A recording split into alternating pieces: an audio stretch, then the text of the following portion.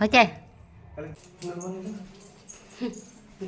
ওদের সাথে একটুখানি শেয়ার করে দিলাম, একটু দেখি। নমস্কার সকলকে, সকলকে শুভ সকাল।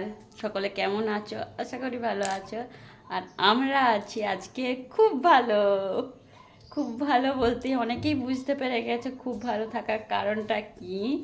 আর যারা না বুঝতে পেরেছো তারা পুরো ভিডিওটা কন্টিনিউ দেখতে থাকো, তাহলেই বুঝতে পারবে খুব ভালোর কারণটা কি।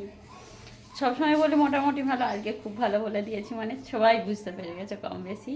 যাই হোক, সকালবেলায় ঘুম থেকে উঠে দেখলাম চা বানাচ্ছি আর আমার সোনু ব্রাশ করছে।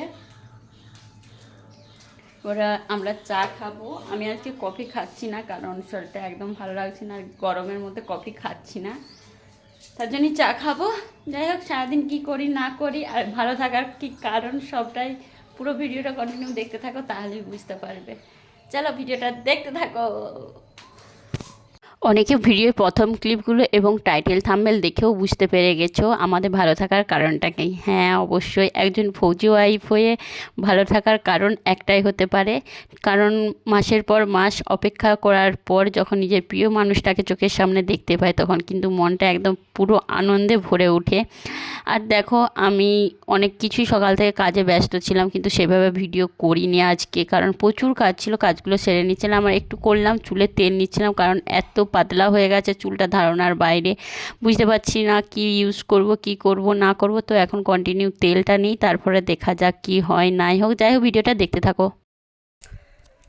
দেখো ফ্রেন্ডস, তোমাদের সাথে অনেকক্ষণ ভিডিও শেয়ার করছিলাম না আজকে। সত্যি কথা বলতে কি, ভিডিও বানাতে ইচ্ছাই করছে না, কীরকম একটা জানি না লাগছে, কারণ 2-3টে ব্লগ অলরেডি আছে বলে, বিয়েবাড়ির ব্লগগুলো আর কি। তার জন্য কিন্তু খুব একটা ইচ্ছা করছিল না ভিডিও বানাতে, তার জন্য কোনো কিছুই শেয়ার করলাম না। সকালবেলায় একটুখানি শেয়ার করেছিলাম, তারপর নিজে একটু ফ্রেশ হয়ে চুলটা একটু তেল নিচ্ছিলাম, তার জন্য শেয়ার করেছিলাম।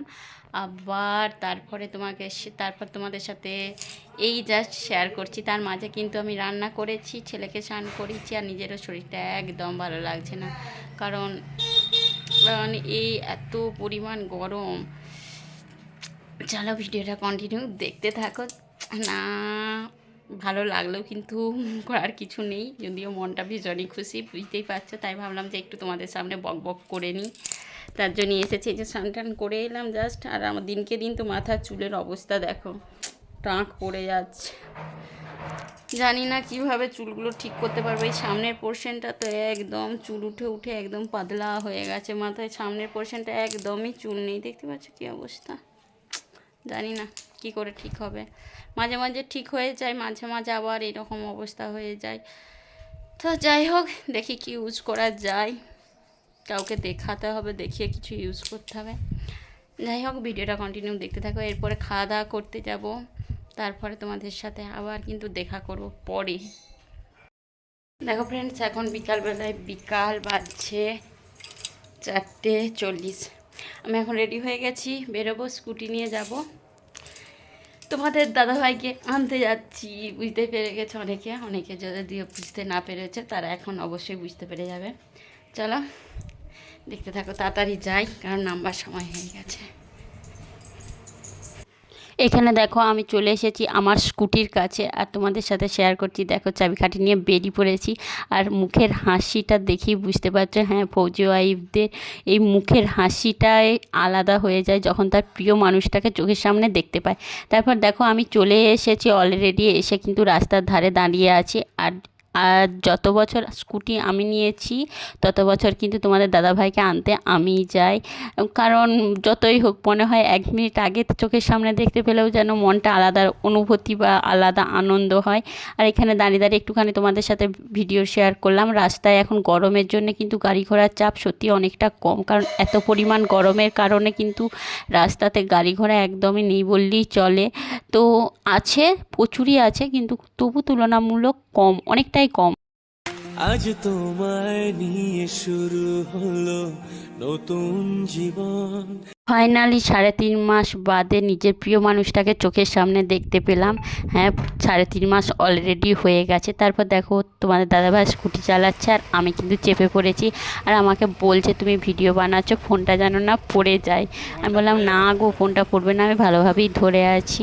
জীবনে অনেক কিছুই পাওয়া যায়, কিন্তু এই বরের সাথে কাটানোর সময়গুলো কিন্তু আমরা পাই না, কারণ যাদের হাজব্যান্ড বাইরে থাকে তারাই বুঝে এই ছোট ছোট মুহূর্তগুলোর আনন্দ। সবাই হয়তো ভাবে যে ঢং করছে বা নাটক করছে, কিন্তু এই ছোট ছোট মুহূর্তগুলোর যে কতটা আনন্দ যাদের হাজব্যান্ড বাইরে থাকে তারাই একমাত্র বুঝতে পারে। কারণ আমরা তো প্রত্যেকটা মুহূর্ত বা প্রত্যেক দিন তো কাছে পাই না, কিন্তু এই যখন এই কাছে পাই তখন প্রত্যেকটা মুহূর্ত মানে ছোটো ছোটো মুহূর্তগুলোও আমাদের কাছে কিন্তু ভীষণ ভীষণ স্পেশাল হয়ে যায়। যাই হোক, তারপর দুজনে গল্প করতে করতে কিন্তু বাড়ি চলে এসেছি। আর এদিকে দেখো তোমাদের দাদাভাই এসি জল খেলো, খেয়ে স্নান টান করে ফ্রেশ হয়ে ভাত দিয়েছিলাম, ভাত খেয়ে নিয়েছে। আর এখন দেখো তোমাদের দাদাভাই চলে এসেছে গাড়ি পরিষ্কার করতে, কারণ এসেই আগে তার গাড়িগুলোকে না পরিষ্কার করলে তো হবে না। আমি যদিও বা দুদিন আগে পরিষ্কার করে দিয়েছিলাম, মুছে রেখেছিলাম, কিন্তু তাতেও প্রচুর ধুলো হয়ে গিয়েছিলো, কারণ আমাদের বাড়ির সামনেই একদম রাস্তা ধুলোর, তার জন্য কিন্তু গাড়িতে বা এমনি সমস্ত জিনিসই প্রচুর ধুলো হয়, কিন্তু করার তো কিছু নেই, তবুও যতটা পারি কিন্তু পরিষ্কার করার চেষ্টা করি। তারপরে আমার ছেলে গিয়েছিল টিউশনে, সে তো এসে বাপিকে দেখি একদম তার বাপির কোলে উঠতে যাচ্ছিল। আর আমি বললাম আগে ব্যাগটা রেখে আয়, সে ব্যাগটা রেখে এসে আগে দেখো ছেলের জন্য এনেছিল কোকা-কোলা, সেটাকে সে খুলতে শুরু করে দিয়ে খেতে শুরু করে দিয়েছে। আমি বললাম এখন খাস না, পরে খাবি।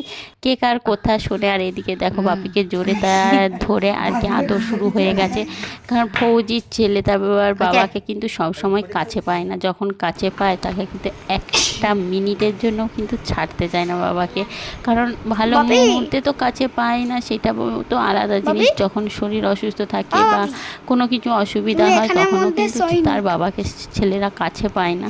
সেইটা হলো সব থেকে কষ্টের মুহূর্তে, একজন মায়ের কাছেও কষ্টের মুহূর্তে, যখন সবারই বাবারা হাত ধরে কোনো অনুষ্ঠানে যায় বা কোথাও যায়, তখন যখন বলে ছেলে যে মা আমার বাপির সাথে আমি যেতে পারবো না, তখন কিন্তু খুব কষ্ট হয়।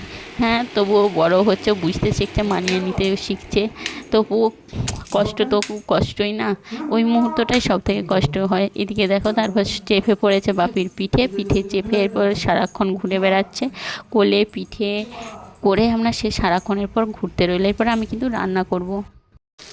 দেখো ফ্রেন্ডস, এখন বাজছে রাত 8:05, তোমাদের সাথে শেয়ার করছি। তোমার দাদাভাই এসেছে মানে তার জন্য কিছু স্পেশাল রান্না তো করতেই হয়। স্পেশাল কিছু হচ্ছে না, হচ্ছে সিম্পল চিকেন রান্না করছি। আর বেশ কতদিন ধরে ও বেছেতেও হয়নি, কারণ নবরাত্রি চলছিল বলে ওইখানেও হয়নি, তার জন্যই বলছিল যে মটন আনবো। আমি বললাম না, মটন আনতে হবে না, কারণ এই মাত্র আমরা 2-3 দিন খেয়েছি, 2 দিন পর পর খেয়েছি বিয়ে বাড়িতে, আর এই গরমের মধ্যে ইচ্ছাও করছে না। তুমি চিকেন আনো, তুমি খাবে, আর ছেলের যদি খেতে ইচ্ছা করে আর কি খাবে, তার জন্য চিকেন নিয়েছে আর মটন আনতে বারণ করলাম।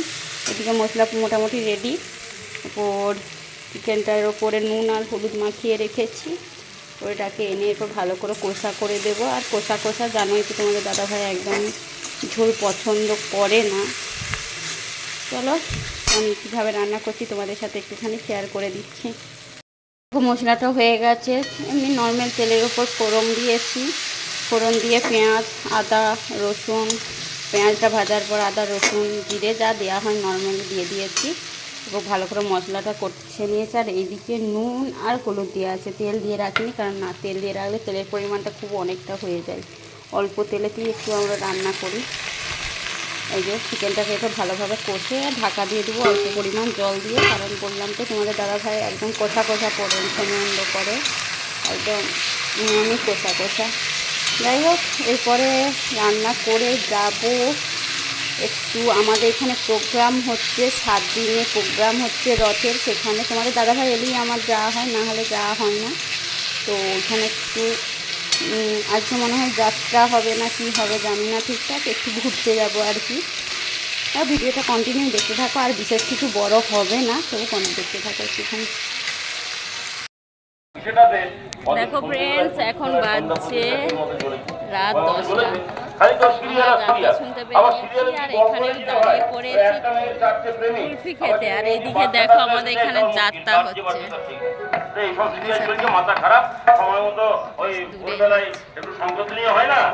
সাথে একটুখানি শেয়ার করে দিলাম। একটু দেখি আমাদের দাদা ভাইয়ের সাথে ঘুরতে, যাত্রা দেখাটার ব্যাপার নয়, মেন হলো ঘোরাটা হলো আমাদের ব্যাপার নাকি। আমি চাই এমন একজন মানব আসুক যে এই রাত্রেবেলায় আইসক্রিম কিন্তু হেভি লাগে। আচ্ছা চলো যাই হোক আজকে ভিডিওটা এই পর্যন্ত। সকলে আরো কয়েকটা জিনিস ভালো থেকে সুস্থ থেকে লাইক কমেন্ট শেয়ার সাবস্ক্রাইব আর ফেসবুক থেকে দেখে তাহলে কিন্তু অবশ্যই ফলো করবে সকলকে টাটা। ওই জুতোটাও